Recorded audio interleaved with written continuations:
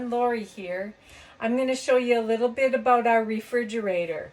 So the refrigerator in our retro runs off of propane, and it also runs off a 12 volt.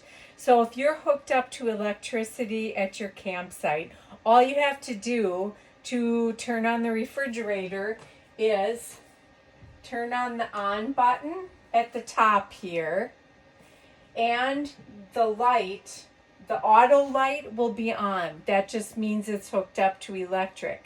So if you're boondocking or you run the refrigerator off of propane, all you do is there's a little switch, a little button underneath the auto light that has gas.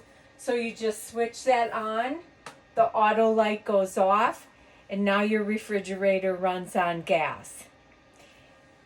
When you're done camping, you just turn your refrigerator off and you're ready to go.